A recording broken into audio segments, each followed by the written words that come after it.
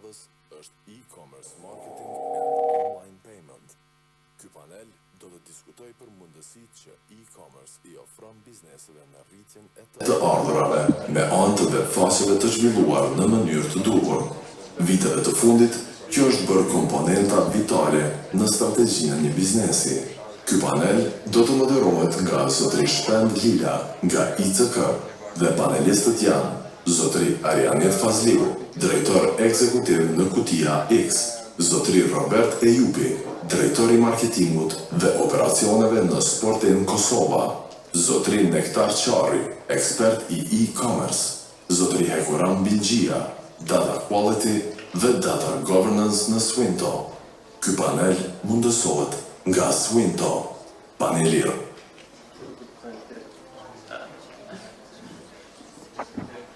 Test. Ben, që shtu malë mikrofoni. Okej, faleminderit shumë, edhe një herë të ishta me fillu me urime më në social media dhe se kërkurë së rejtë I stash për krejve. Sudina është e reali në kohën me pas dit edhe fejë zëtore shkëtisë do të tjera mos foli menëve, se për një me të nditën jemi kohë. Okej, po fillojmë të diskutojmë për temave më të nxehta para, gjatë dhe pas pandemisë, që është e-commerce dhe online payments. Po mu kujtu kur I pash disa postime, disa evente më herët në ICK, është që prej vitit 2014 në realitet po fillojmë me ty, ne diskutojmë që ka problem, nuk mund të përdor PayPal-in, nuk mund të përdor tjera gateways. Pra çdo vit në evente ndryshme tu I diskutu problemet. Apo I me ti ku është faje, cila është zgjidhja, edhe cilën qasë du me pas që në growth-thingun e radhës, mos të folë për shembull për çdo problem për me gjithë një rrugë zgjodhe. A është e lidhur me statusin e Kosovës, a ka të bëjë me diçka politike, ku është problemi?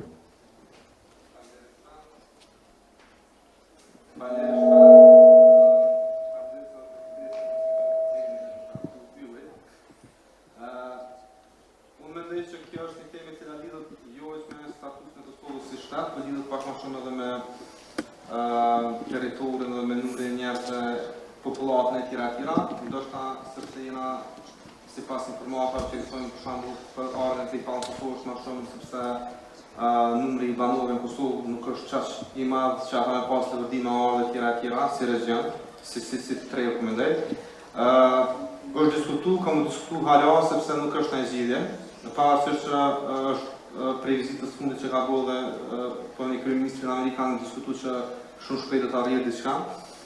Unë mendoj që për moment nuk jena ndonjë dritë gjelbër për shfrytëzimin e platformave ndërkombëtare për online payment, e cila në platformë ka finalizuar pak edhe rritjen e e-commerce-ave jashtë Kosovës. Kjo për arsye që kanë pas diskutime edhe me disa startup-a që kanë filluar viteve të fundit, kanë pas shumë probleme për pranu pagesa prej Amerikës, me pranu pagesa prej Kanadës, prej Australisë e tjera. Bizneset, na si biznese kena probleme sepse nuk gjindemi në gjitha banka për shkak në Amerikë si shtet Kosova, do të shkojmë ndoshta fillimisht me gjithë Serbia, mas në Kosova dhe krijon pabesueshmëri në platforme. Në anën tjetër,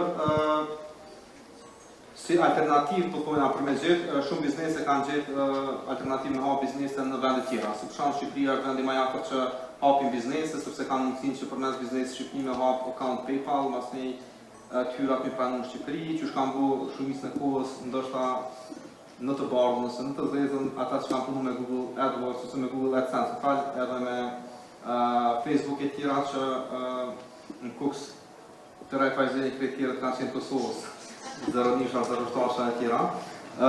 Kështu që një zgjidhje ma për momentin, përveç hapjes për shkak Pioneer është një prej mundësive që mundesh me hap account online, por prapë nuk mundesh me hap si biznes prej Kosovës, mundesh me hap si individ, masnej si individ me transferu parët në bank account Kosovë. Po mandej aty ka, si me thonë, sfida në deklarimin e hyrave e tjera e tjera. Faleminderit, Arianet. Ne po kthehena pa të ishte më shtu diçka për tjetër. Kisha shtu diçka studion, kisha shtu diçka të Arianitit se në që nuk është vetëm çështje që përmendni, por janë pak edhe çështje se çysh është rreti I Kosovës në organizatat ndërkombëtare si FATF edhe Anti-Corruption Agency që na rangojnë në një prej vendeve me rrezikshmëri më të lartë, edhe mund ta ndikojnë se a mund pranon pagesa në Kosovë. Ky status është mirë më rregulluar sa sa më shpejt në Kosovë që me pas rating sa më të mirë në këto organizata, duke apliku standardet ndërkombëtare për compliance në përgjithësi për banking system edhe jo vetëm për banking por financial institutions. Edhe kur kjo përmirësohet, besoj që është edhe një deficient për më tani me krypo pagesa se edhe pjesa tjetër shtetare nuk që të dosh pa nështu që me kontakt me. Faleminderit shumë pra. Nek pikthehemi pra pandemisë për një prej sektorëve ka qenë është fatkeqësi, po cili ka qenë ndikimi që ka pas pandemia në trendet e zhvillimit të komercit? Faleminderit shumë, faleminderit Grosvillas për ftesën. Pandemia ka ndryshuar komplet mënyrën e bënit biznes, ka kriju shprehje të reja edhe ka fillu një epokë e re, domethënë na ka përshpejtuar edhe çdo proces se na si agjencitë marketingit jemi konë të prit edhe jemi konë të planifikuar që ka ndodhur mas 4-5 vite, po pandemia përshpejtoi shumë edhe duhet mi cek edhe gatishmërinë e bizneseve në Kosovë që janë adaptuar shumë shpejt, u hapën posta të shpejta, domethënë u gjendën shpejt edhe dolën online. Edhe kjo ka ndikuar për të mirë, në farë forme se tash përmes porosive online i jep mundësi edhe bizneset vogla mes me konkurru më vetëm lokalisht, po mundën me shit për secili qytet në qytetin tjetër, edhe sa i përket konsumatorëve ka ndikuar që shumë njerëz në Kosovë prej pandemisë ne kanë porositur për herë të parë online jetën e tyre, që ka kriju fuqi blerëse online. Në raportin e fundit të shteteve të CEFTA-s e pash që Kosova qëndron mas një këtë shtetet për në vitin e kaluar për njerëz që kanë bërë 3 apo më shumë porosi. Pra jemi tu e përdor, ka kriju përveç fuqisë blerjes online, ka ndryshuar shprehja dhe po shohim në bazë klienta apo shohim se ka njerëz edhe që nuk blenë online, mirë po research nevojnë online edhe nëse ka ndryshuar në një dyqan fizik, që nuk ka ekzistuar shumë më herët edhe që është shumë mirë, e me këto lind nevoja edhe bizneset komplet me pas prezencën online, website-in, informatat, qoftë për shërbim, qoftë për produkte, sepse diku 70% njerëzve po bojnë research online, edhe që aty po vendosin me blejë shkojnë dyqan fizik, nëse se bojnë porosin online. Kështu që për pjesën e bizneseve, kjo pjesë ka ndryshuar mënyra edhe duhet me u adaptu shpejt. Sa kemi shpejt në këtë periudhë, jemi edhe një biografish shumë mrapa, sepse kjo tash kërkon angazhim shumë atë madh për me përmirësu eksperiencën e userit mas pari, po edhe proceset që kanë ndryshuar prej offline në online, duhet me adaptu, me trajnu stafe dhe me përkujdes me i përmirësu dhe rezultatet. Robert, jeni para klimatin në industri, nëse mush në avon disa hints, çka duhet me pas parasysh një biznes, nëse duhet me rrit performancën e bërë biznesën në e-commerce? Në shkërbashën të shtu me disa prej sfidave që përmendë edhe para pulsat. Pikpamja me vjen prej specifikisht industrisë të retail, ku përfaqësoj një biznes që ka në disa lokacione në për disa komuna ndryshme, po është një perspektivë unike, nuk është që jemi një pure online player, kështu që jo gjithçka që e prezantoj tash aplikohet te bizneset tjera. Mirë po për neve, problemi kryesor është më shumë problem strukturor, që është vështirë me zgjidh, e që pak bëj që Kosova si treg është i vogël, edhe popullsia që jeton në të është e vogël. Nuk mundemi me rrit, as nuk mundemi me zgjidh ashtu, kështu që duhemi me gjetë workarounds. Pse është kjo problem? Sepse kur vjen puna te e-commerce, vlera shtuar që ofron e-commerce në Kosovë është shumë më e vogël në krahasim me vlerën e shtuar në ekonomitë më zhvilluara. Për shembull, nëse jeton diku në Evropë, për me gjetë një jakne që ti të pëlqen, ndoshta duhesh me vozit 1 orë gjysmë apo 2 orë, edhe rrjedhimisht e-commerce të kurson shumë kohë. Kurse në Kosovë, në një rrjet dyqaneve në disa komuna është shumë më lehtë, domethënë po.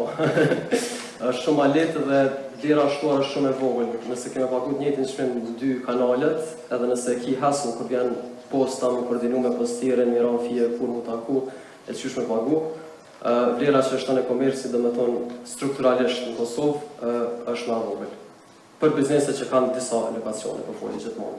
Nëse një biznes është startup i vogël, ka një lokacion vogël në pej, për to është fenomenal. Ka shansa me shqip në gjithë Kosovën, Shqipëri, Maqedoni, Malzi, është vajri kanali i mirë i shqipjes. Pra problemi jam kryesor ka qenë strukturalisht të vlera shtuar që ofron e-komerci të klientat kosovarë. Rrjedhimisht, çka na kemi bo si biznes për me adaptu ndaj këtij problemi, është me trajtu e-komercin si kanal të veçantë të shqipjes, edhe me ofru oferta ditore që aplikohen vetëm të njerëz që janë online. Edhe kjo është një farë incentive që, nëse ka me zgjatë ma shumë edhe unë ka me kalu qatë procesin të lashëm në koordinu me postën edhe pagesës, atëherë bilet ja vlen se po marrë diçka ma shumë se sa alternativa që është me shku fizikisht në dyqan. Një çështje tjetër që na kemi përdor është me trajtu e-komercin si kur lloj katalogu ku fillon customer journey në biznesin tonë. Pra përmes advertising, përmes data collection, përmes website-it edhe rrjeteve sociale, ne kemi arritur që produktet tona me i shfaq të shumë vizitorë për ditë, thuaj se kemi vetëm vizitorë çdo ditë. Edhe njerëz të përdorin kanalin tonë digital më shumë si katalog për me u informu, për me fillu journey, domethënë me bo research, edhe në fund me përfundu blerjen nëse ju përshtatën në dyqan, nëse dojnë me shku ka rruga e komercit. Mirë po, realisht për momentin jemi si pjesëmarrje shitjeve fizikisht edhe në online, jemi të indjek trendet botërore, para pandemis ka qenë dikon 10% pjesëmarrja e e-komercit si channel, tash është dyfishu, është rreth 20%. Okej. Për të në hek afrojnë, është të sistemi bankar Kosovë afrojnë, bankat Kosovë Payment Gateway, edhe është të përshtatshëm për këto platforma. Faktikisht, bankat përgjithësi pagesën në Kosovë është një problem që të edhe në ma herë. Bankat i ofrojnë, po janë pak të kushtëzuara, se ti kur hen në një e-komercë dhe vazhdojnë me bo një check-out për kur të bën një blerje, zakonisht ato të largojnë prej faqes ku jetu blerje edhe dalin në një faqet vetën, edhe prapë të kthejnë mrapa në faqen ku ti e konë edhe bën krejt eksperiencën e userit kur do me ble e bën pak më të gjatë dhe më të vështirë. Më thonë, plus është e asaj që ti gjithmonë duhesh me pas një person në bankë që duhesh me komuniku me ta, me pas mundësinë e integrimit me ta. Gjithmonë je si me thoni varën prej kërkesave të byrokracisë që i ka bankë.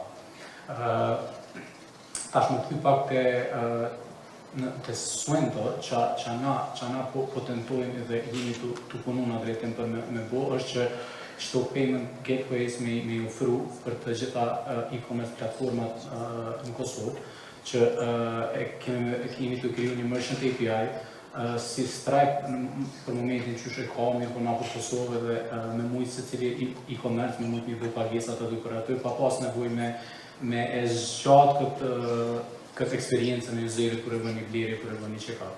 Faktikisht, ka me konë shumë e thjeshtë, ka me konë edhe me kartetë pa tjetër, mirë po fillimisht ka me qenë me QR code ku ti kime konë vetë, ai që kemi japë dhanat e tua, edhe na kemi me procesu direkt dhanat tua. Nuk ka me konë third party që i proceson ato dana edhe shpërndahen edhe na për dirisojmi të licencu për bankës qendrore të Kosovës, ka me konë edhe data protection një prej sanëve që na duhet me konë compliant me to.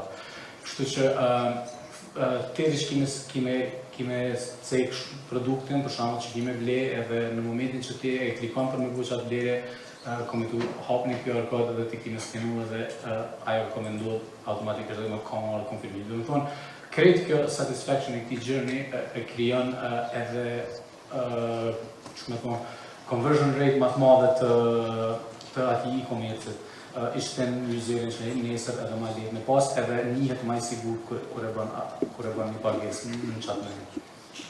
Arianet, nëse një biznes do me kriju një website, e-commerce website, në kalëzën cilat e në hapë që du të më ndjekë, cilat e platformat të qasja ma përstashme për me boshitëse. Nëse të përdo në kalisë online ose offline, kemi edhe raste komunit të bizneseve në Kosovë që kanë bu kalim kryesisht gjatë pandemisë, duke qenë më herët. Unë mendoj që elementi i parë për të kaluar prej offline në offline është që me kuptu një që është një dyqan i cili është me një dyqan drejtar ose një dyqan diku me një zonë caktuar që duhet të pagu qiran, të pagu kontor, të pagu data. Edhe biznesi online nuk është përfundimi i, si me thonë, i setupi një platformë online nuk është përfundimi i rrotimit. Do të thonë që aty është edhe fillimi realisht, kur fillon me shtu produktet me pas duhet të shtu edhe një feature 2, 3, 4, 5. Edhe që masni pronarët e bizneseve duhet të përgatitur që është një diçka që është e vazhdueshme. Do të thonë nuk është one time fix. Sa këtë platforma edhe do të thonë është unë përquj si mindset, do të punu mindset, jo është pronari i biznesit do të punu edhe me stafin. E mira ose ajo që ndodh kur fillon një e-commerce, do të kuptoj edhe stafin që e ka mbrapa. Për shembull, nëse do të fillon një e-commerce, janë disa platforma online që mund shumë shpejt me krye një proces caktuar. Bile diskutoj një ditë me për shembull Agnesa Avuta i programin Semër që është bëu vetë shopin e saj Shopify. Edhe që është shumë thjesht, që është me vërtet shumë thjesht ose e-commerce e tjera. Por nëse do me bëj diçka ku ki feature ekstra, ku ki integrimet API-ave, ku ki se me thonë platforma të ndryshme, third parties, platforma treta që kemi integruar, atë do të bëjmë platforma që janë me kon scalable. Tash, në momentin që ekziston mindseti për një biznes për me kalu prej offline në online, do të me kuptu po ashtu që ka investimet të tjera që janë të ndërlidhuna. Për shembull, do të me pas ekip i cili merret me fotografinë e produkteve, me përshkrimin e produkteve, me tipit produktet, që ato si me thonë me kon pak më interesant për njerëz për mi pa e tjera. Do të me pas një ekip i cili merret me asnjë publikime ty në social media, ose një kompani që angazhon tjashme që merret me publikimin e tyre, që merret me komunikim asnjë që është shumë e rëndësishme për shkruan dikush me kon response real time, ose nuk kthen përgjigje klientave, atëherë shumë probleme si me thonë me market engagement me ai mund të shkruaj dikush nuk do të hap në stan saktum do të kthy përgjigje. Nuk i çfarë pa i kthy për ndryshe e hub ose ai një herë vetë mas ne ose çashtu që shumë thot ose që vjen ose që shkon në një kostumer. Edhe krejt to mas një hapin dhe pozita të reja qunës. Për shembull se me një dyqan fizik i ki arkakarë ose dikush që për fizjesët për pastërtinë e tjera, dikush që i palën teshat, 500 sen e tjera. Edhe për e-commerce online është në pas dikon i cili e bën update site-in, do të pas dikon i cili e monitoron analytics-ave, social media, dikush që i bën designet, publikimet. Në më dhënë hapën 5, 6, 7 pozita pune, cilat sigurisht janë barabart me kostot edhe me pare. Edhe ata cilët nuk janë përgatitur, e kanë shumë shtirë mas nej edhe me mbajt e-commerce në gjallë. Na kemi pas edhe klienta për shembull që kanë ardhur në thonë që u bëhet e-commerce, po që shpëdojnë me publiku, po du zakonisht për vitin atë po du një e-commerce do bëma një si Amazoni, bëma një si Uberi, bëma një si kjo. Edhe tash të shumë mirë për kryen, tash ka ndodhur për të kryen webin. Ku i merr fotografi, s'ka i marr Google ose okay, shumë mirë. Ku i merr tekstet, ku i merr këtë. S'ka parë këtu në marketing, s'ka lidhje me çfarë shaj. Ajo është përgjigje, s'ka më gjuni pikuj ndetin. Edhe do të thotë që botë në domen, mesin 1 milion domenave në botë, nuk i as SEO as kush që merret me si më thonë prezencë ose me logu për sajtin tonë online, atëherë rrjedhimisht sajti është i vdekur. Si pikë nisje për mendimin tim është mindseti edhe sigurisht ana financiare dhe buxheti me kon Ne përmendë Shopify-in, e kam edhe pyetje për dallimet themelore që në Shopify-t dhe WooCommerce-it. Çka do të mos parasysh nga audienca? Për shembull Shopify, WooCommerce ka edhe platforma të tjera për që në forma trende. Krahasim me WooCommerce është si me tonë përdërimi. Në Shopify mund të me një neki, për shembull me bovesh Shopify, s'është programer është digital marketer apo ose pas skills programimit që është me një Shopify me setup në store, e zgjedh themin, i bën fotografi gati, e integron një online payment me PayPal, me Stripe, me tjera, i vendos çmimet, discounts e tjera, është shumë e thjeshtë. Njëjtë është edhe e-commerce. Po ashtu Shopify dhe e-commerce do të thonë që ti mundesh me hime bëni site në serverat e ata, edhe në fund e lidh me domenin tënd, edhe ki nevojë as për DevOps, as për inxhinier shtesë që do të deploy site-in me qyr ku është diçka s'po bën, është një platformë që është testuar, edhe nuk ka si më thon pengesa për këtë procesin. Në ndërkohë WooCommerce për shembull se WordPress-i i cila është shumë e famshme në botë sigurisht, dallimi me këto është që komunitetin e ka më të madh, por që për me bëu diçka në WooCommerce ose në WordPress do të pas patjetër një ekip i cili të përkrah. Se për shembull ti mund të pas sajtin, e instalon me timë është dhe më shumë bëu prej fillimit from scratch, po prapse për me si më thon për me bëu enable shopin ose WooCommerce në web do të koni programer i cili i bën sot settings apo më është fare bazik, vjen dikush me një skill set caktuar për me jemi bëni setup, edhe për me shfaq mas një produkte. WooCommerce mas një në tjetër është shumë i hapur, është open source, edhe ka mundësi që komuniteti shumë i madh, nëse nesër për shembull ka klientë ato që kanë punuar me neve, gjejnë klienta ose programera në vende të tjera të botës ose në Kosovë, sepse komuniteti është i tillë që ti mund të gjej kudo që është i përshtatshëm për ty. Kurse platforma të tjera, për shembull Shopify ose sidomos në e-commerce, pasi është më e fundit, është shumë vështirë me gjithë programera që janë në e-commerce. Ka kompani që janë specifike dhe janë partnera të e-commerce për implementim. Po nuk mund të shkojë gjithë një freelancer që më thonë se është halar dhe stage zgjerimi i saj. Shopify po ashtu është pak më specifik edhe si profesion edhe si programera, nuk është volumi i njerëzve që merren me Shopify ose me e-commerce është më i vogël se sa me WooCommerce. Por gjithsesi, nëse do të bëni shopi që i ki 5, 6, 7, 8 produkte, propozimi është të bëni Shopify website ose e-commerce, nëse do të bëni diçka që është scalable, do të integru 5, 10, 20, 200 dyqane e tjera, kemi integru një ERP-a të ndryshme, atëherë do të bëni një platformë që është më scalable. Këtë rast është edhe WordPress. Sigurisht dallohet edhe zhvillimi i saj, apo sipas by the book ose apo veç karate, spaghetti code e tjera.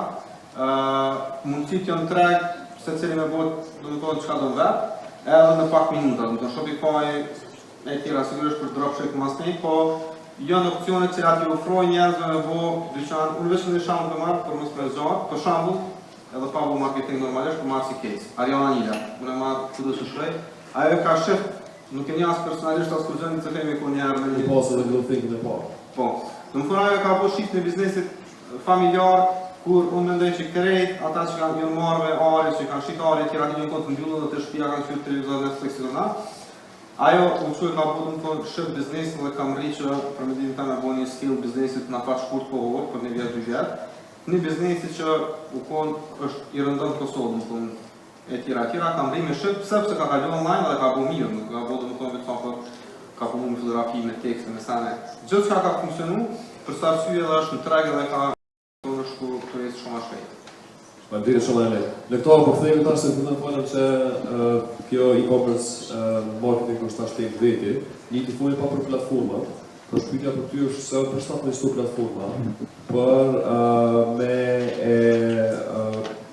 hyrë në reklamin dinamik, edhe për me pas mundësi për me trek.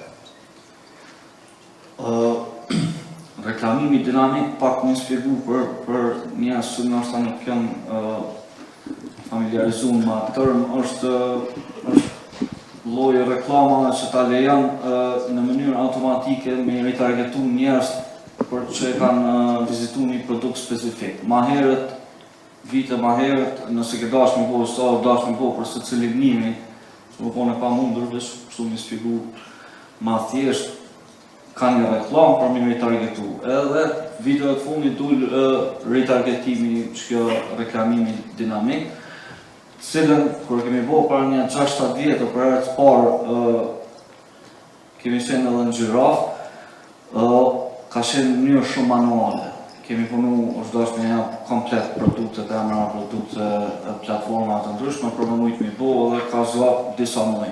Qëto platforma tash e kanë mundësu si Shopify, këto e kanë letësu si proces, edhe ta lejon shumë lehtë me e lidhë produktet e webit me qoftë me Facebook ose me platforma tjera. Edhe tash është një punë që mund të bëj për një ditë, edhe është shumë efektive sepse shpërndarja, distribuimi i reklamave bëhet në mënyrë shumë të saktë, sepse njerëz jo gjithmonë kanë me blenë me herë në parë. Ai ka me hinë website, ka me pëlqy produkti, ka me dalë, i vjen kohë me mendu varësisht shuma produktit sa është. Edhe i vjen disa herë, sepse edhe blerjet online në shumicën e rasteve janë edhe blerje impulsive, kështu që i vjen njëri kujtu, edhe pse ai ka qenë interesuar edhe shkë ndihmon për me rrit efikasitetin reklamim, mi pas një kosto shumë më të ulët për një klient ri ose qoftë për një blerje edhe me shfrytzu mas mirë sa po gjatë që ti e ki.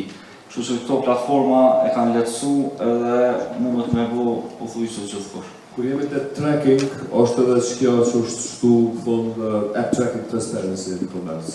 Pra vazhdo pita shkolla çka nuk kupton edhe publikimin e vet. Po, kjo është një pjesë duhet me ditë sa thash jemi dalë online, jemi pak mrapa për shkak se kjo mënyra që reklamojnë na stash edhe rezultatet edhe kosto ulët për me reklamu është si rezultati third party data. Third party data ta mundsojnë ty me targetu një shumë specifik për produkte specifike. Mirë po, deri në vitin tjetër që kjo third party data ka mu hek, qysh kam paralajmëruar këtë platformat, edhe reklamimi nuk ka me qenë i lehtë qysh është stash, edhe nuk ka me qenë çka i lirë qysh është stash.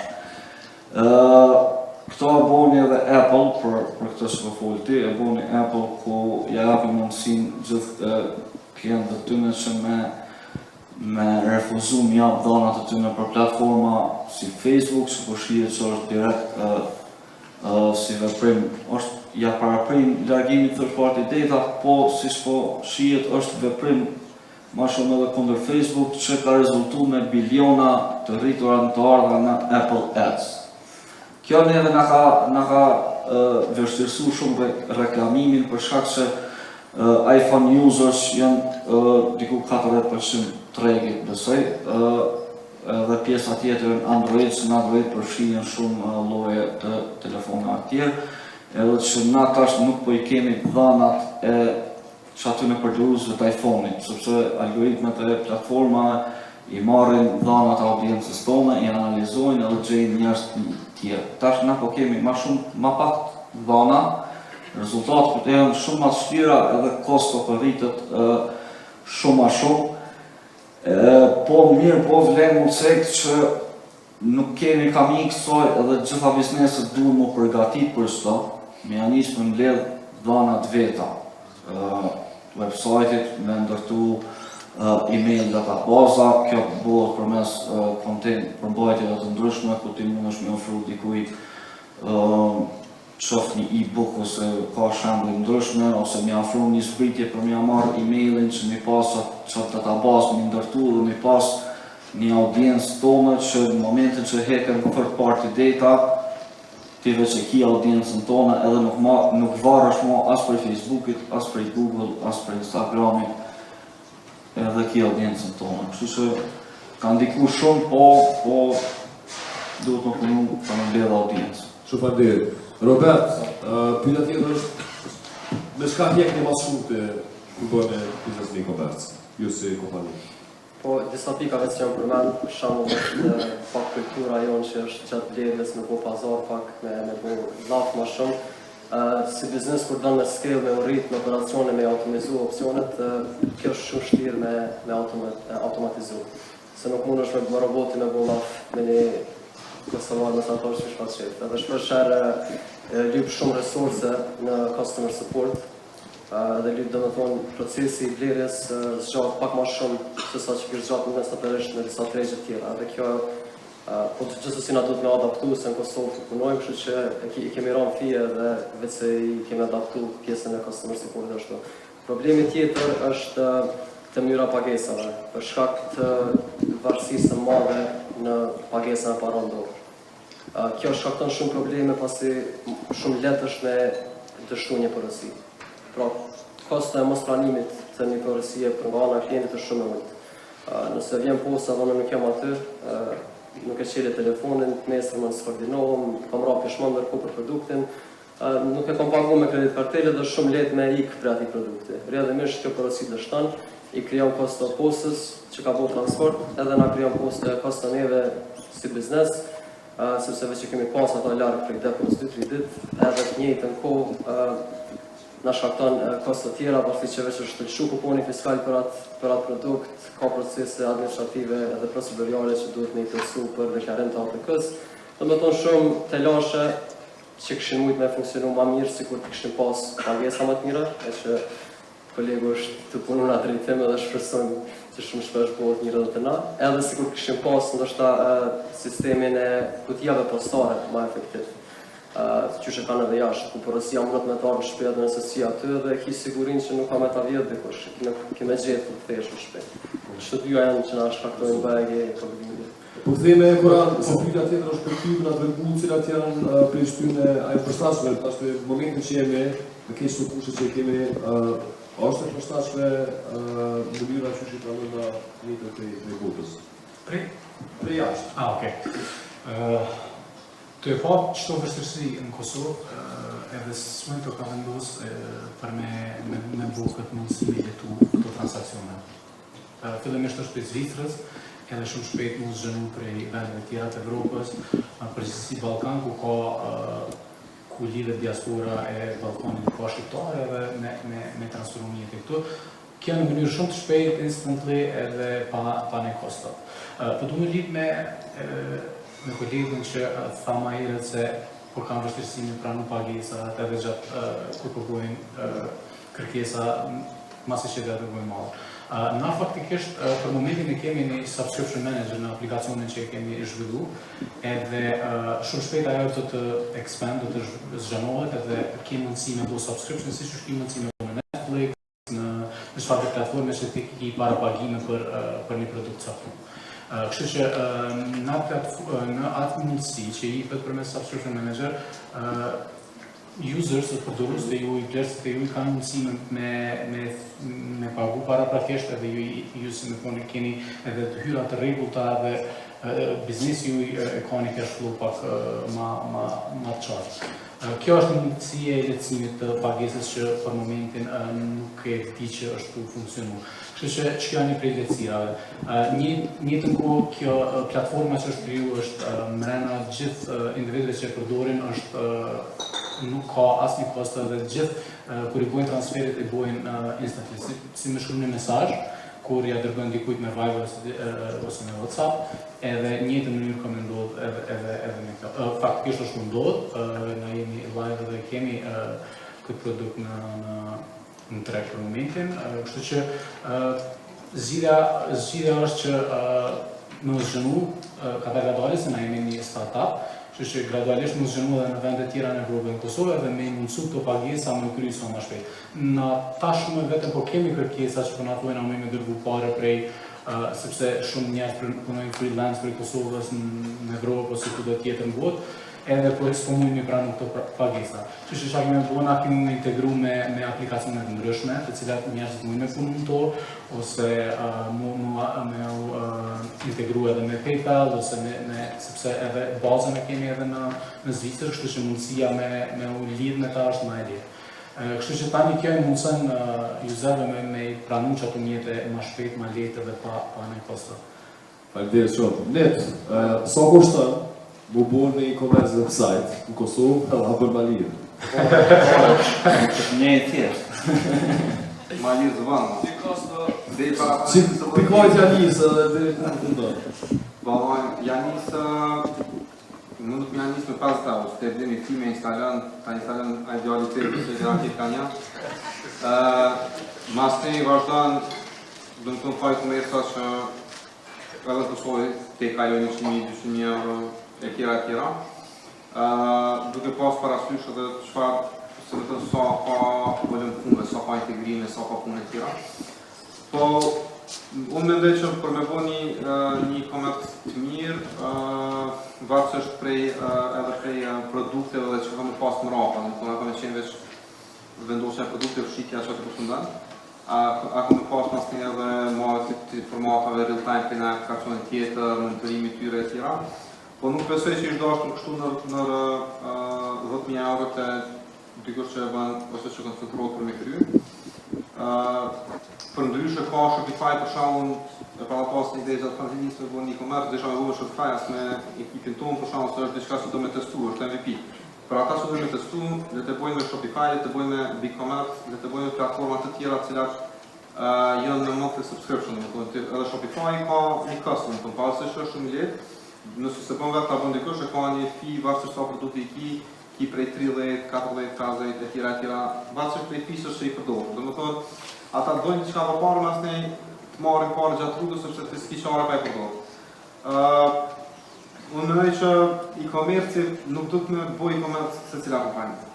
E-commerce është një produkt i cili të më pas një product owner për mas, të më pas një CEO për mas, të më pas dikush i cili rrin gati. Nuk mund të më bëj e-commerce kompani e cila është dikush që punon në operations ose që e ka biznesin që e menaxhon çdo ditë, edhe po merr edhe me çdo pak mas orari. Unë mendoj që e-commerce do të më bëj kompani e cila jo stabilizu, edhe llogaritën e jetës kur më hap një pikë 3. Kena me hap pikën ku, kena me hap në cloud. Dikon, okej, shumë mirë, alena një emër, që aty kemi pas 5-10 veta që kanë punu, edhe me marrë si proces një që kemi marrë me interior, me renovim, me kitchen, edhe ajo, edhe e-commerce me pare, kanë pare.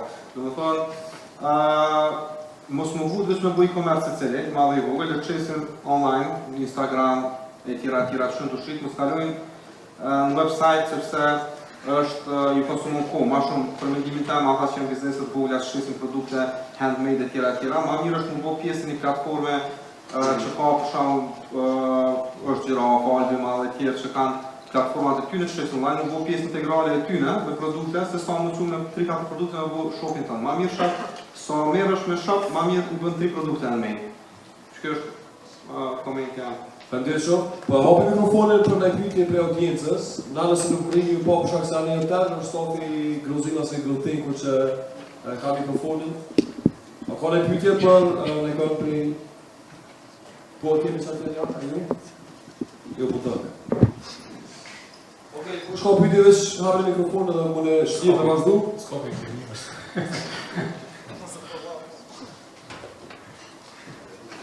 Për dyshun mendoj që ka biznes të rashik për me kanë investu një komerç. Do të thonë është proces, nuk bëhet për 5-6 muaj, po ka biznese që për me kanë investu dhe janë marrë me krejt forca për me shtypër para.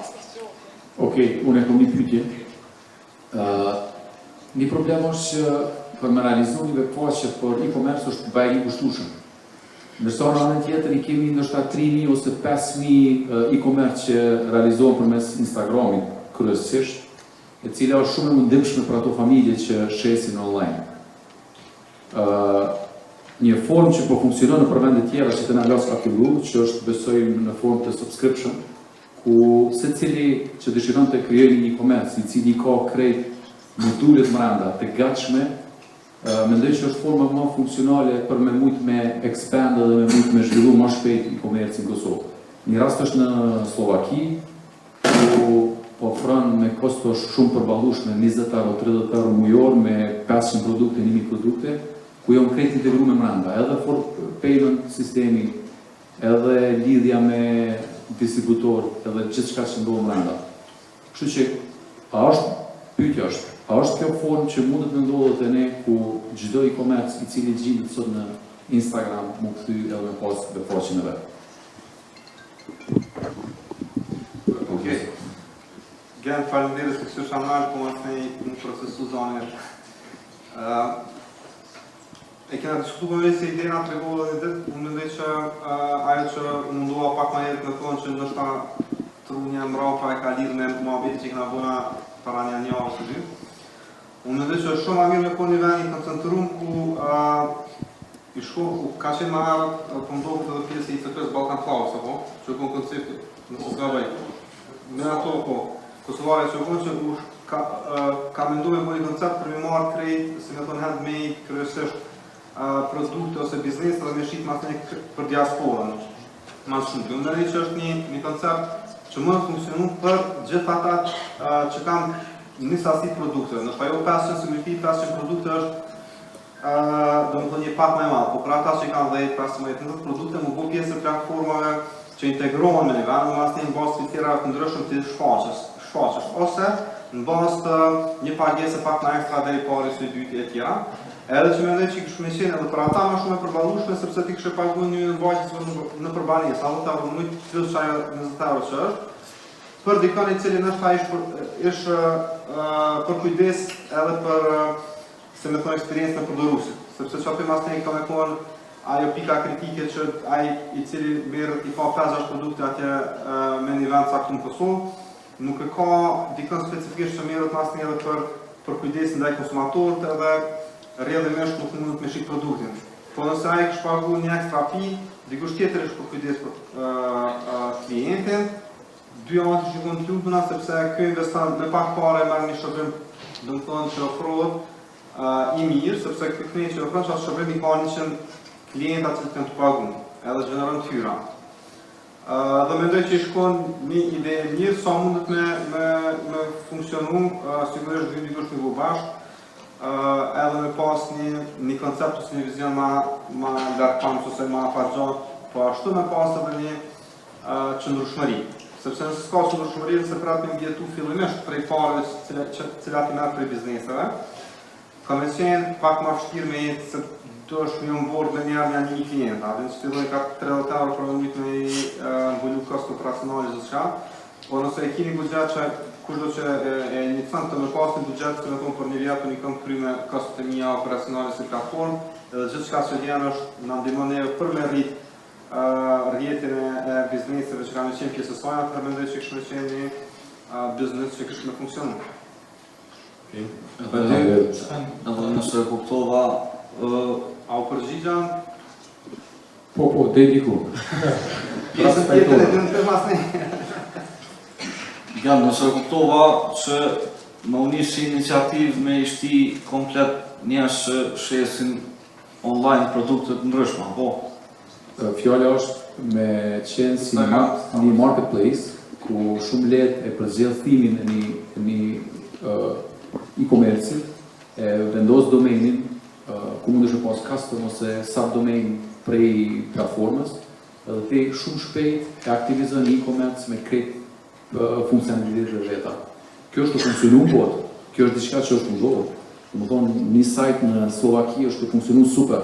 30.000 komerca në brenda, edhe kosto është prej $10 deri në $60, varësisht prej llojit dhe sasive të produktit.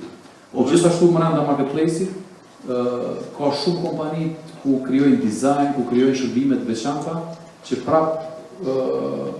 kompania merr të hyra. Po kjo kompani ka 30.000 komerca, sepse është shumë lehtë me hap e-commerce. Kjo është ideja. A është koncepti i njëjtë si me gjirafa mall?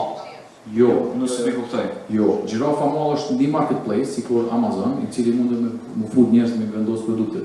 Jo, unë po flas me kriju independent e-commerce, secili biznes me domenin e vet, me dizajnin e vet. Është totalisht e veçantë, nuk ka të bëjë njëri me tjetrin. Ideja është më kriju shumë shpejt, shumë lehtë me kosto. Ku ato 5.000 komerca që aktualisht sot ekzistojnë në Instagram e kalojnë shumë shpejt në shporta. Po, jashtë të funksionun kjo edhe ka platforma ndryshme, po problemi është edhe me këta se jenë po shumë njerëz që shesin përmes Instagramit. Mirë po, shesin produkte, në zezë edhe nuk ju konvenon edhe me dalin si platforma për me kalu edhe me u regjistru si biznes edhe këtu.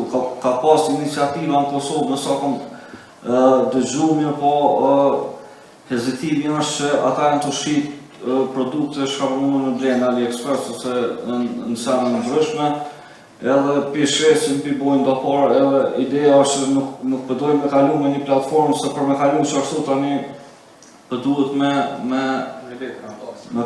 punu po. I kemi një... Veç edhe një stanë, që është, jo mi i për pyetjes kënta po, por me shift, me këthy, si me thonë këtë ide në diçka tjetër, sepse sjellja e konsumatorëve në Kosovë është e tillë që kanë nevojë me shkru edhe me folë me dikën që me mujtë me porosit edhe me kriju besim kur dojnë me bli një produkt. Kurse sjellja e konsumatorëve në Slovaki ose kudo që është kjo platformë është pak më ndryshe. Domethënë do të ços pak problemit që na si vend, si Kosovë kena dhe si qysh na sillemi kur i blejmë produktet tona. Nëse trendi i blerjeve është të shku drejt blerjeve me mesazhe në Instagram, atëherë pse jo ne me e zhvillu biznesin ton, me ju ofru edhe me ju lehtësu aty në qatë mënyrë me i bo pagesat. Çka nëse zhvillojmë diçka që përmes kontaktimit mesazheve mund me bo një pagesë. aty për atë. Ti jetu e shumë një mesazh, ta dërgon një payment link, ti e klikon e thu, ok, po ta paguaj tash më herë dhe e bën pagesën. Edhe shpenzimet, edhe koha që e bën është më e shpejt. I pat sfidat që i shpjegoj përmes mesazheve janë vërtet sfidat në baja se ki komunikim duhet, po nëse ti e drejton biznesin tonë edhe i don më marrë me shitja online edhe i reklamon produktet e tua në Instagram, atëherë shfrytëzoje qatë Instagram edhe krijoj modelin tonë që me mujt me ju ofru kërkesave të konsumatorëve. Më shumë se sa që mi drejtu ata me bublirje pak më ndryshe. Kjo është mendimi jam, është e nga bëm, vetëm se trendi në Kosovë që shësha është ku ecë në atë drejtë. Faleminderit krejtëve se e kemi pak në agjendë e mësafirit tonë special. Faleminderit shumë për vëmendjen. Po besoj që edhe ato kompaninë kemi pasur në Kosovë, që nëse kemi mend poshtë në pyetje, i lutem deri në të tjerë me ide të taku. Po, është Faleminderit shumë edhe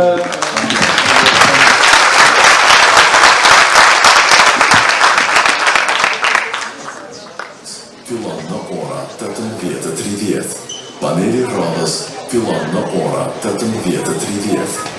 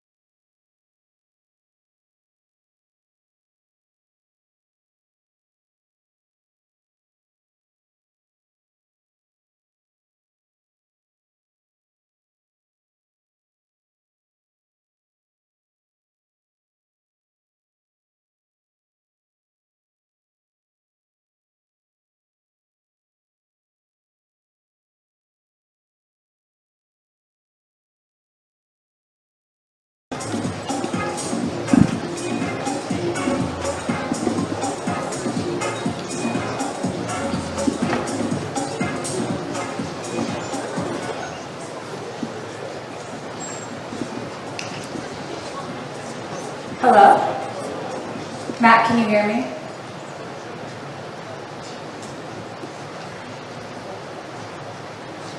Matt? Hello. Hi. Well, How are you doing? good. How are you?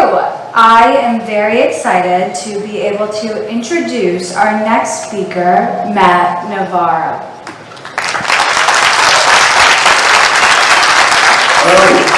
So as a general arc of today's fireside chat, we'll be focusing on social media trends, discussing the metaverse, TikTok, Twitter, social commerce, and all of the latest social media trends.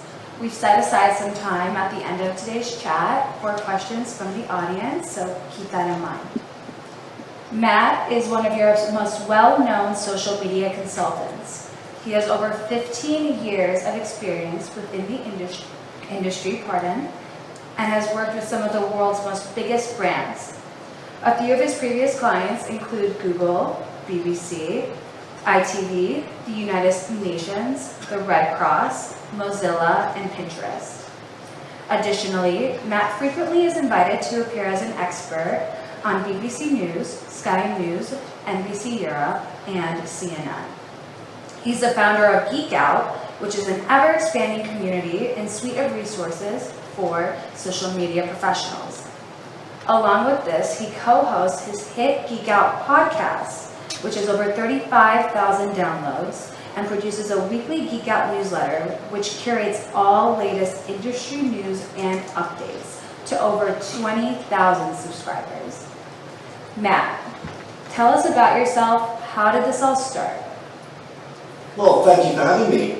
Yes, I've been working in social media now for, as you say, 15 years, and it all started. My first social media job was working for the British government in Cardiff as a press and PR comms manager, and no one was really doing social media in 2007 in government, and I decided to make some Facebook accounts and some Twitter accounts and see what I could come up with, and it kind of worked, and my boss was kind of happy with that. And then from there, I got asked to go back to work in London for the Cabinet Office, and then I worked for the Prime Minister in 10 Downing Street, and I spent a few years doing that. And eventually I got headhunted to work for The Next Web, which is a technology news company in Amsterdam, as their director of social.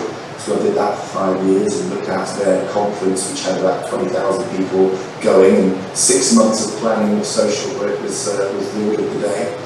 And then in the last 3 years, I've become self-employed, so I'm now my own boss, which is nice, and I do social media consultancy for a range of big and small brands, from Google and Meta through to smaller unknown companies, as well as working for individuals and celebrities on social as well. And as you say, I somehow find the time to write a newsletter, do a podcast, and turn up at events as well. So busy time. Busy, of course, and an extremely impressive background. So it's pretty evident that you do have an extensive background in social media, so let's just get right into it. There's no escaping social media. It's a huge part of our lives, it's a huge part of business, and it's only getting bigger with time. So give us some intro into this world of social media.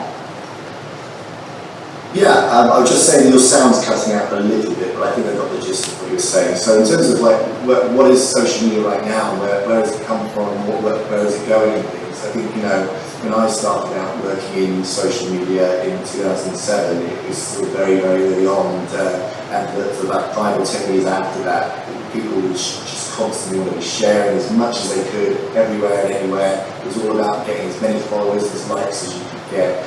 It wasn't any need or concern about sharing it privately or whatever you were doing, it was just everyone wants to see it. And then of course we got to a point where we kind of climatically reached the incident with Cambridge Analytica, and I think people became much more aware of the risks and dangers of social media in terms of data privacy and in terms of kind of addiction to social media and the effects on vulnerable people. And also just kind of like, do we really want to share everything with everybody all of the time, everywhere?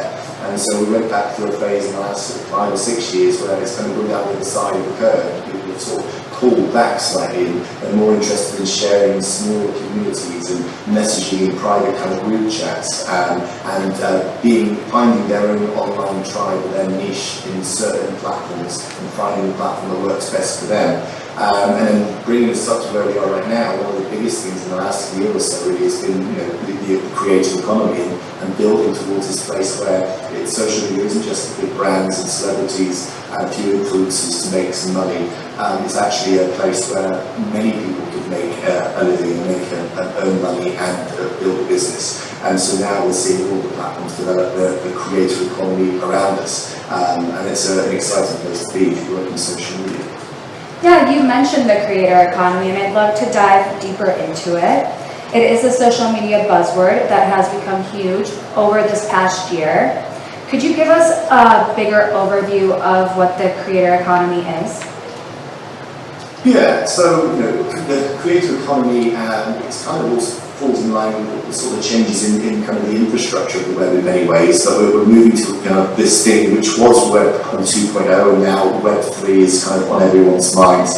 And we're moving from just using the internet and using social media to publish content and to promote things, but actually to monetize and to build your own things and to be able to have a stake in it and have some more control over it and make it into a viable business. And so with the term creator economy, what we're really talking about is the people that were probably mostly termed influencers, but now interchangeably are named influencers or creators, are finding ways to use the platform to, as you say, make a living, whether it's through publishing videos or blog posts or subscriptions to a YouTube or a Twitch channel, or any number of different ways that they can build an online brand for themselves and then find ways to make money from it. And so we're at this point at the moment where all of the platforms are providing tools and features to make this possible, whether it's to collect the money for you and then make sure it gets to your bank account,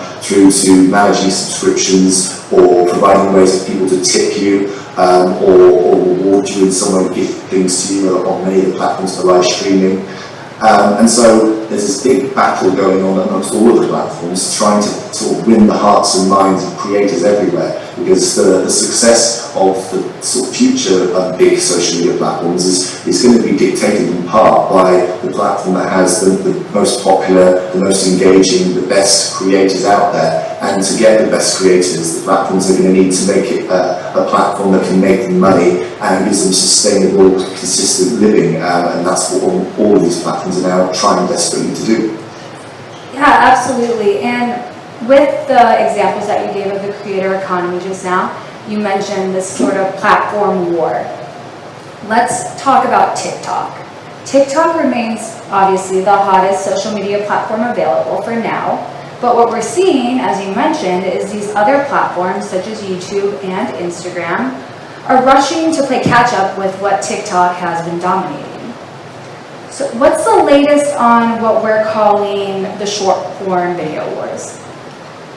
Well, yeah, so short form video has been kind of this booming thing in the last couple of years, and mostly driven by the arrival of TikTok, and TikTok becoming this platform that is the first major platform to challenge Meta, who, up until now, Meta or Facebook, whichever you prefer to call it, has dominated, and it's made it very hard for anybody new to kind of come in and become a new dominant platform. And Meta famously, well, not just Meta, but Meta more than others, likes to copy-paste and steal the best things that work elsewhere and then kind of do their own version of it and then still manage to make it success. And so it's been quite surprising to see that TikTok came along with short form video, which is videos that are shorter, but also styled in a very specific vertical feed, which is very, at the time, more unique than many of the other things that people had seen up until that point.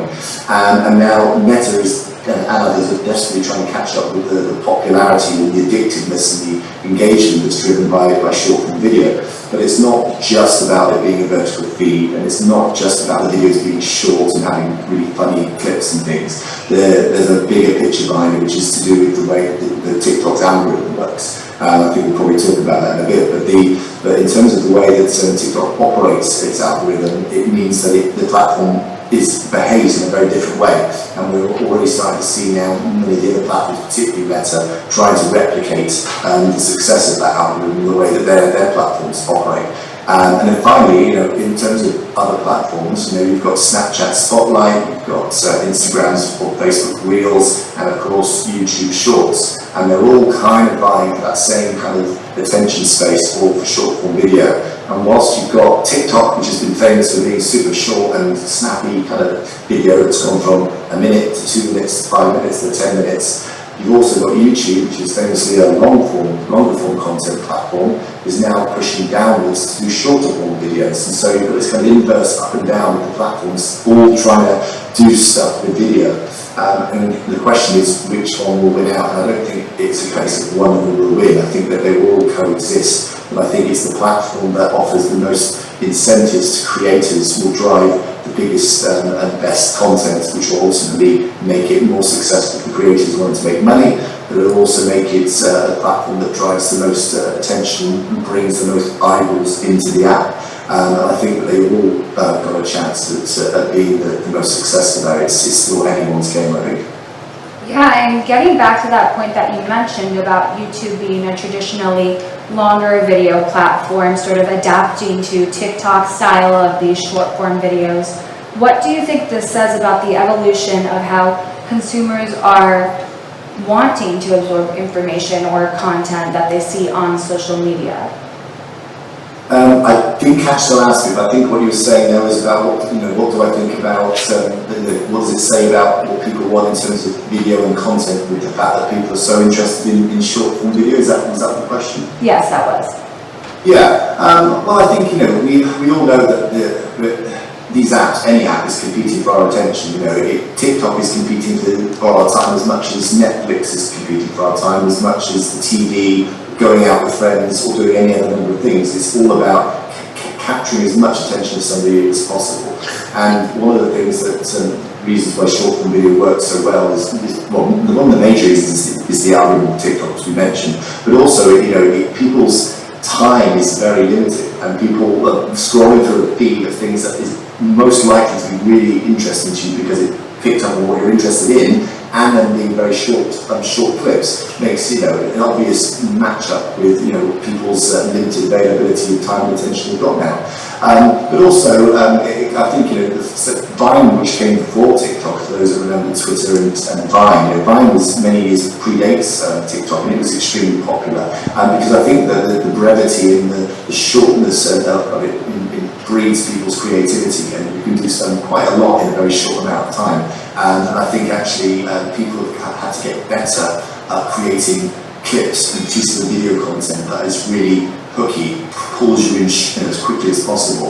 And I think that's increased the creativity of creators, but also the quality of the content, because there's more competition for people's time and attention. So yeah, there are many factors at play here, but I think mostly the speed and ferocious pace of life at the moment makes short form video a likely success. So there's definitely a lot of potential when it comes to short form video. Moving beyond that topic, another widespread use of social media is live streaming. So live streaming was huge on Facebook about 5 or 6 years ago. It then went on a hiatus, and now it came back full swing. When did live streaming start coming back, and why do you think it is back? Yeah, so I wonder how many people there who are watching you remember an app called Meerkat. So Meerkat was a live streaming app that became popular, I think, around 2015. And it was when I was at the South by Southwest conference in Austin, Texas, and it kind of bubbled up there. And it was the sort of first kind of major app that kind of people saw that you were able to go in and live stream anytime, anywhere to anyone. And that was kind of like cool. Everyone was like, wow, you can live stream to anyone, anywhere from your phone on an app. That's amazing. And so everyone thought, this is it. Live streaming is going to be just go nuclear. Everyone's going to be live streaming. It's going to be great. This is the new kind of thing. But as people quickly found, it died very quickly, because when you have lots of people live streaming, most live streams are pretty boring. It's pretty crap. There's not a lot of interesting stuff that people have that they can put up on a live video. So you have all these live streams, but most of them are rubbish. So then after a while you think, well, there's not much point tuning into this because there's nothing really interesting here. And then it kind of like, yeah, goes away. And trying to create an app or an algorithm or a platform that surfaces and brings to people at the right time the exact videos that they're going to want to watch and see wasn't so successful at that point in time. It's far better now, but at that time it wasn't. So live streaming kind of had a big boom, and all the news publishers and creators and influencers were doing lots of live streams, but most of them probably would have been better if they produced them and recorded them and then put them out later. And then it died away, and then we kind of then had this sort of renaissance because the technology around live streaming quality has improved. The sort of features and functionality of many of the apps that have live streaming built into them as a feature has improved. And then then we had, more important, the main reason why we've seen the boom in live streaming is social commerce, because and influencer marketing, because it's the main kind of format at the moment that's been very successful in Asia in terms of people buying products and services online through social, is through live streams and people tuning in to watch their favourite creator or their favourite influencer or a celebrity or a brand that's got kind of an interesting thing going on and doing that live shopping experience. And so now we start to see that, plus this whole creator economy activity, the ability for anybody to be able to sort of put a paywall between them and their audience they've developed and their personal brand, and be able to bring in people who want to kind of have kind of a more personal connection with people. There's a more of a reason to do live streaming. So all of this stuff, social commerce, creators, influencer marketing, is all built towards live streaming being successful. The question mark now is whether the success that's been seen, or the kind of crazy, explosive activity in live streaming or shopping in Asia, which I think there was a statistic with a guy this year or last year who sold $2 billion, that's billion dollars of stuff in 24 hours on a live stream in Asia. That's insane. Whether that can be replicated in the likes of countries in Europe or in the US is a big question mark. But TikTok and all the other platforms are betting that it can be and will be, and that's why we're seeing all these other features geared towards live streaming. Yeah, and could you maybe go into further detail just about social commerce, sort of its connection to live streaming, and what social commerce is? Is it here to stay? I didn't quite catch that. Could you say that again? Do I think that what's going on, what's happening in the social commerce space? Yeah, absolutely. Yep, that's all. Yeah, so well, social commerce is I prefer social shopping. Social commerce sounds really dull, like something you do at a boring conference somewhere, but social shopping, we call it, has taken off to a degree, in the sense that you've seen from all the platforms that there's been endless features that have been rolled out across all of the platforms for making it easier for shops and business owners to sell their products, and for people like me and you to be able to buy them and discover them on the platforms. And this has been accelerated by the fact we've gone through this global pandemic, where people have been locked down and needing to still live their lives and buy products and want to do it online. And social platforms are already starting to gear up at that point for people to sort of start using social media for not only for finding products, but then to complete the transaction. And so, we've seen lots of features around shoppable posts and shopping pins on products, and being able to manage customer service and through messenger apps, through WhatsApp, for example, and then also being able to create a shop and being able to set up and do a live stream off the back of your shop, and all of these sorts of features. And so all the platforms are desperately kind of trying to make themselves the kind of dominant force in social commerce, social shopping. The ones that seem to be the most aggressive at the moment are three that stand out to me are TikTok, Snapchat, and Meta. Snapchat is very much pushing hard on augmented reality and kind of solutions to be able to virtually try on products and being able to solve the problem of actually not being physically present with an item, but being able to know if it's the thing you want, and all the tech that they can do around their ARs and stuff. So that's kind of where a lot of their focus is. And Meta is kind of much more broad in general across all streams in terms of helping creators, helping influencers, helping brands create shops, create live streams, create the end-to-end shopping experience across the platform.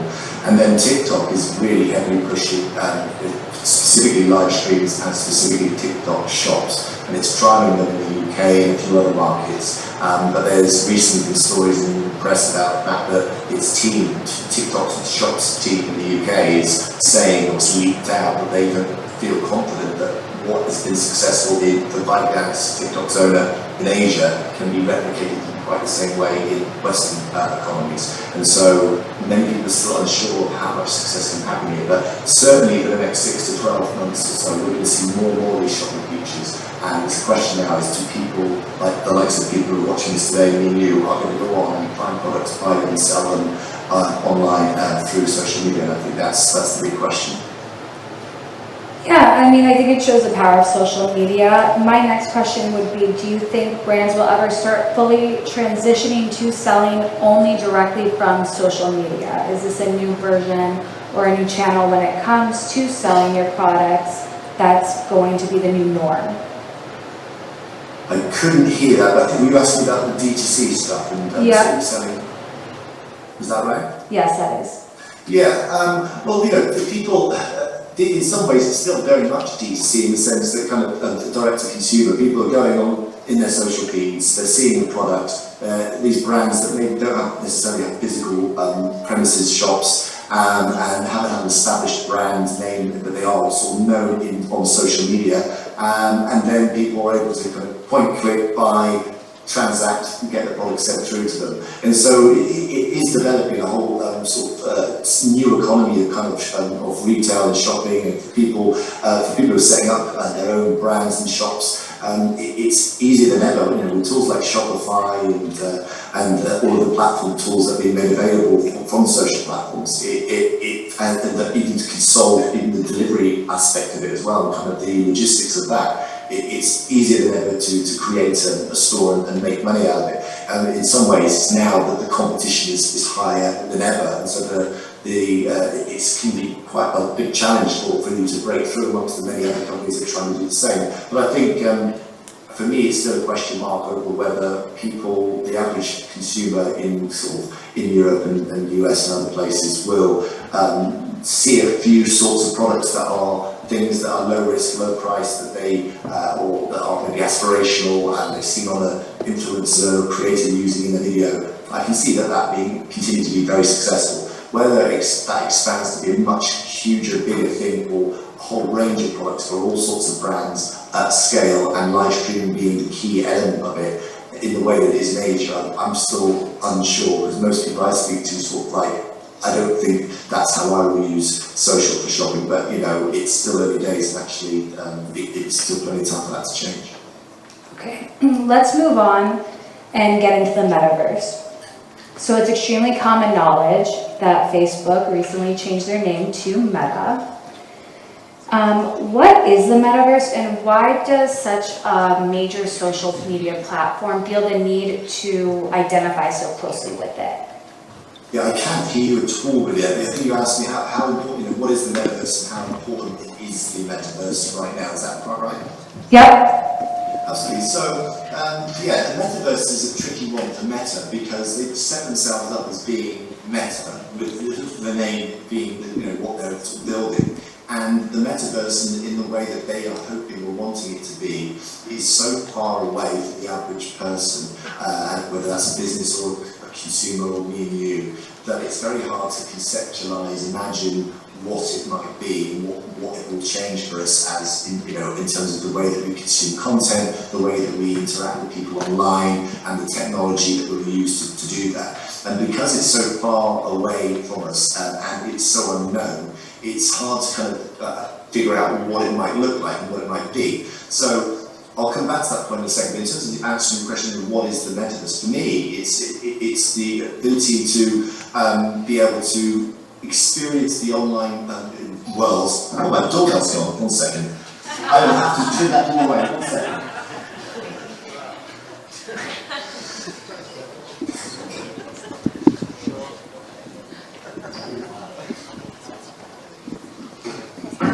Joys of student from home. So yeah, in terms of the metaverse and online, it's for me it's transposing what we were experiencing in terms of engaging online and making businesses and viewing the internet and buying products, all of that stuff, into something that's far more immersive, far more three-dimensional, much more that you're actually, the sense of presence is the main thing for me in terms of the metaverse. Being able to actually feel like you're in a space with other people, and the sound and the vision and the ability to do all the things that we do at the moment is far more immersive. And that then, whether that's through VR and AR, or whether that's through our devices, is something that we don't yet know what will happen with.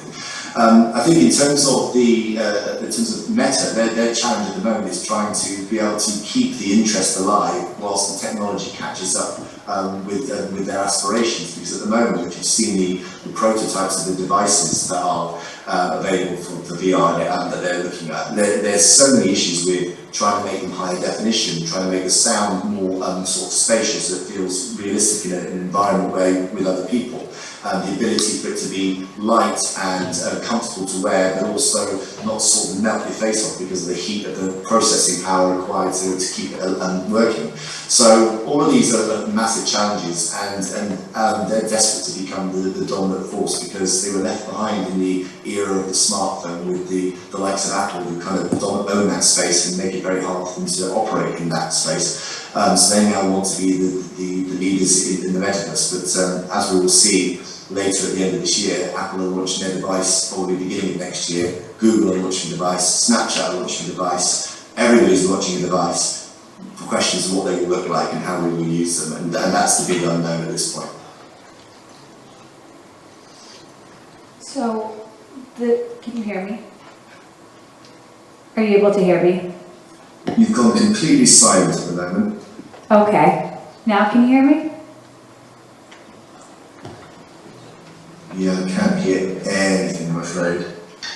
Okay, we'll just test it out one more time. Matt, are you able to hear me? I hear you now. Okay, great. So, speaking on this new virtual world and all the possibilities it may bring, let's take a step back into reality and talk private messaging and online communities that are not a new thing.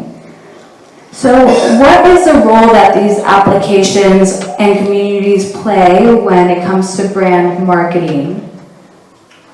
Yeah, so private messaging, online communities, and private sharing is something that isn't a new phenomenon in terms of social media or the way that we operate online. But certainly the interest and the desire to have more private kind of communities, to be able to engage and share things with a smaller group of people, or with a group of people that are very much around a shared common interest, has grown significantly. And that's partly because of the fact that people become more conscious and aware of their data privacy and the risks of being online, and the trolling and the harassment and misinformation, all these kind of factors. And also that people, the apps themselves, are developing more of these features which feed off of this desire to kind of people to have more of a private and personalised experience online. And so, in the last couple of years particularly, we've seen Meta and many of the other social platforms develop out their messaging features and to focus far more on private sharing. Actually, Mark Zuckerberg and Meta have said in recent weeks that one of the things that they are reshaping their products and their apps is the ability to make it easier, quicker to share content, things that you find interesting online, or engaging into smaller kind of private communities, whether that's a group or a group chat or a private forum of some sort, whatever it might be. And so that produces particular challenges for brands and marketers because of dark social, in terms of like being able to know if your content, if the activity, the things you're putting out there is resonating with people, and where are they sharing it, and what are they saying, and how are they engaging, because if it's happening in encrypted group chats or in private sort of discords and things, it's far harder to gauge the level of success and interest and sentiment that people have towards your brand or whatever you're doing. And so what many brands and marketers are doing is trying to find out ways of how they leverage Discord and Twitch and WhatsApp and many other these kind of places where people are going, spending more and more time, where they're sharing and engaging with content about a specific thing in a more private kind of separated way, to be able, so they can create their own communities and their own forums for this, and they have a bit more control over that. They have a bit more of an understanding of their customers, and so Snapchat's been very, very successful, very good at building a social media platform, an app that is very much centered around friends and messaging. And now TikTok, who has a similar audience in many ways as a core audience, is trying to figure out how it builds upon its success with short form video, but building in messaging features and functionality into the app. And some of you might have noticed on TikTok now with the Discover, the magnifying glass tab, which was in there on TikTok, is now been removed. It's changed out to be a Friends tab. And so it's already, TikTok is kind of angling itself towards, kind of orientating itself towards friends and connections and people that you do know, because up until now TikTok's been about, it doesn't matter who you are, what you follow, you're just going to see things that you like. And their direct messaging features, a bit like Twitter and a few other apps as well, are being reconfigured to kind of focus on the desire and consumption habits of people wanting to engage and come together in smaller groups and private sharing. So it's an interesting shift towards the way that people use social media. And when it comes to other uses of social media, you're obviously no stranger to podcasts or newsletters. And I mentioned earlier that you actually co-host your own podcast, Geek Out, as well as curate your own newsletter, which is extremely successful. Congratulations. My question for you is, currently, we know podcasts are huge, but newsletters. I'm personally not a social media expert, but I did believe that the modern consumer might be over getting their content through a newsletter. Why do you find that they're relevant? So yeah, newsletters, you're right to point it out. It seems like a bit of an anomaly. Like we've gone through these years of developing towards audio and video kind of formats and sophisticated kind of stories formats and short form video on TikTok and all these other, and podcasting and all the features and functions that these podcast apps have now. And so why is newsletters? Well, it seems quite archaic, almost like email's been around for forever and a day, and it's kind of people still use it extensively as a way of communicating with each other. And I think that's the thing. But being able to get content into someone's inbox, which feels more personal and separated out from social media platforms where you've got lots of algorithms deciding what you will see and what you will not see, and it feeling sometimes very like it's geared towards you because you've kind of picked up on something you're interested in, but also often not being that kind of tailored and personal to you and being pretty off the mark. But with email, if you sign up, if you can kind of get someone to sign up to your newsletter, you have a great direct hotline straight into their inbox, and something that feels much more personal, very direct to them to reach them, and you're able to get a lot of information in there as well, and build a much more close relationship with your customer, with your audience, and then with that as well, you don't, like I said, don't have to worry about that your content is going to be filtered out. Although Gmail and other platforms sort of still algorithmically remove some of it, it's still you still have a better shot of it. And so having that, and plus having their contact details, their email address, to be able to communicate with them that way is a very powerful tool. And particularly for publishers, news publishers who are sort of struggling with people having trust in news and trust in what they're kind of putting out. People are having far more sort of trust and faith in individuals, whether that's an influencer or a creator or a journalist. And so people are very interested and enjoy newsletters related to their most favoured influencer, creator or journalist, because they feel they've got that closer relationship with somebody director. It's more personal. So newsletters are having a boom, and also they integrate particularly well with the social platforms. Substack is very well geared up for social sharing. Twitter brought out Review, which is its newsletter platform, and many of the normally email marketing products have also geared themselves up for producing newsletters. So it's easy, it's cheap, it's personal, it's less likely to be affected by algorithmic sorting. To me, it makes sense that people want them. And I do my Geek Out there on a Friday, free newsletter. Everyone kind of gets all the news about social media in one place, and the success of it's been phenomenal. So it's a good thing. Yeah, going on to that variable of newsletters that you brought up, the personal feeling that it creates, I want to kind of get into why podcasts are booming right now. Do you think they're going to continue to grow in popularity?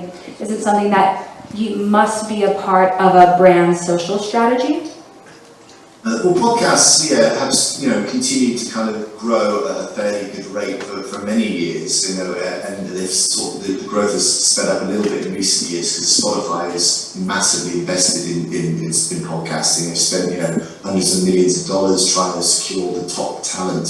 Whether you think Joe Rogan is talented, that's a big question mark, but he's very popular and brings a lot of controversy. But they've certainly invested quite a lot in it, and that's brought it to more people's ears through Spotify, which is the leading sort of music streaming app. But in terms of whether it should be a part of the brand strategy, it's the same as like whether LinkedIn should be part of your still social media marketing strategy, or whether Twitch and Discord.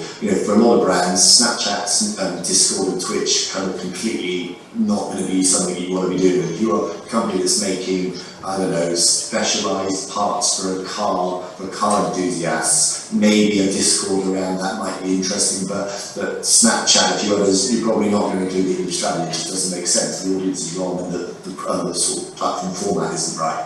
And I would say the same with podcasts. If you've got, it's a great in terms of content marketing. If you're a company that kind of wants to have produce really engaging, interesting content that brings people into your world, and you can find something, a topic or something that's of interest that's going to have an audience for it, then absolutely a podcasting can be. But the good thing about podcasting now is it's really cheap and easy to get a podcast up there. The cost of the hardware is very low now, more low than it's ever been, and the apps and features of kind of most of the platforms either have native apps that make it easy for you to record them and produce them and send them out, and also loads of tools now to make it easy to clip. And that's the other thing with the podcast, is clipping it up and then kind of making more of the podcast than just the podcast itself, and making it into a video podcast, or making clips for social sharing, for promotion of it, or they can live on their own on platforms, or like TikTok, which are geared towards snippets, the best bits. So lots of interesting things going on there. In terms of making money out of podcasts through a podcast, it's still a very challenging space. It's not very well developed for targeted advertising, but it's getting better. But yeah, it's still challenging for the likes of Spotify and podcasters to make an income from. But I think that will change as we go forwards. And moving past the podcast and the newsletters, we've talked about something I assumed was over with, the newsletters. We also hit on something that is, as I said, booming right now, podcasts. Let's get into the more gray area, which is social audio. So everyone was talking about that last year. This year, not so much. What's going on with platforms such as Clubhouse or Twitter Spaces?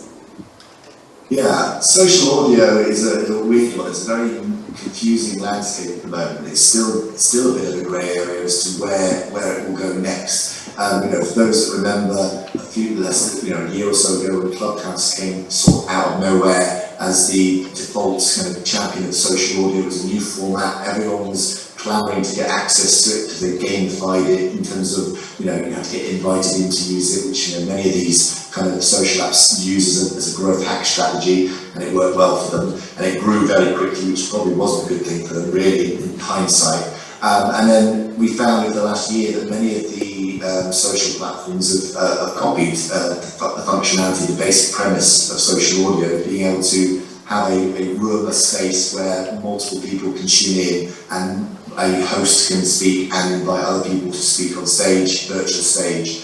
And then the features go around it. And so for Meta, for example, it was probably fairly easy for them to kind of quickly spin out a version of social audio, which they did. And Twitter Spaces got their product up pretty early. And since then, we've seen Reddit Talk, we've seen LinkedIn Live Audio, and we've seen Clubhouse develop out its product. We've also seen the likes of Spotify with Green Room, its kind of spin on it as well. But as we've seen, it hasn't really kind of gelled, it hasn't kind of taken traction, and there's lots of reasons why it could be. You could theorise as to why that is. I think that, the platforms, excluding Clubhouse, you think about Reddit and Twitter and all the others that have kind of jumped on social media, they already have a network already there, a social platform with an audience there. So adding on as a feature, a single feature, an live audio space, is probably got more potential because you've kind of done half the heavy lifting already, because you can promote it to all the existing members of that community, that audience, like on Twitter. But for Clubhouse, you have to, your whole entire business is geared around social audio, and you don't have that kind of piggybacking of another platform. So that's made it very hard for Clubhouse. The other thing is, a bit like live streaming, lots of people thought, oh, I can now create a room and everybody can tune in and listen to me talk, and I can invite people in. But there's only a few people that can invite really interesting guests, and there's only a few people that are really good at being hosts and kind of leading a really interesting live audio experience. And so you've got hundreds and hundreds or thousands or more than thousands of live audio rooms on Clubhouse and Twitter Spaces that are pretty boring and they're pretty dull. And also these platforms are not figured out very well how to surface the best of the best to the right people when they're happening live, that people are going to want to listen to them. And so once you've had a couple of experiences of tuning into a really boring live audio thing, you're not going to do it many more times. And that's now where we are with many of these platforms. We've seen Meta came really quickly into the space and then decided to jack it in already. They quit social audio already. They pulled the plug a few months back. Green Room, Spotify has pulled that and put it into its main app. And then you've got the Reddit Talk and LinkedIn Live, I think will just tick along as being a small part of the platform. And then Clubhouse, you've got executives leaving left, right and centre, and people questioning whether there's a future for social audio. So I think Twitter Spaces has probably got the best shot overall in terms of kind of staying on for some time and being useful if you can find a use case for it. But I think it won't be a huge component that, like say video, short form video, social commerce and all the other things we could talk about being on social media for. I think it will be a small component for most people's marketing mix. Absolutely. Well, Matt, thank you for taking the time to answer all of my topics that I had for you. But right now we are going to transition to the audience Q&A. So let's get right into it. Are there any questions from the audience? I'm not sure I can see too well. Okay. Hi Matt, can you hear me? I can hear you. Okay, awesome. As we immerse into the metaverse, we've tried the metaverse, I think, not just this time, but even before with Google Glass, which I'm sure you're familiar with, and also with the hologram technology, which both of them didn't really go as far as other versions of social media. As we immerse into the metaverse, do you think this will be successful or will fail just like hologram or Google Glass? And how will it affect the digital marketing creators? Like, how will it affect you creating content for metaverse versus now having podcasts, which is easier as opposed to now having to be more present, more appearing, Okay, I think I've got bits of that. And so I think your question was kind of like, what, in terms of transitioning towards the metaverse as a digital marketer, what does that mean in terms of creating content for the metaverse and the experiences that you'd have to create? Is that kind of what you're asking? Yeah, that's the gist of it. Yeah, sorry, apologies, the sound kind of faded in and out, so I couldn't quite hear all of it. Yeah, well, it's going to be quite challenging for a lot of smaller to medium-sized companies in the early phases, because it's the technical expertise for creating content for these devices potentially is going to be that much higher. And one of the challenges and one of the jobs that the platforms like Meta and Google are going to have to do is to kind of make these tools as easy to use as possible without dumbing them down so much that they don't create meaningful, interesting, engaging experiences. And they've had experience of doing that because they've built Spark AR, and they've got Snap, and others have got their own kind of tools to make it somewhat plug and play, straightforward desktop, creating some of these experiences. But for many, it's going to rely on agencies, developers that are going to build themselves out to be people that serve companies that are looking to create really immersive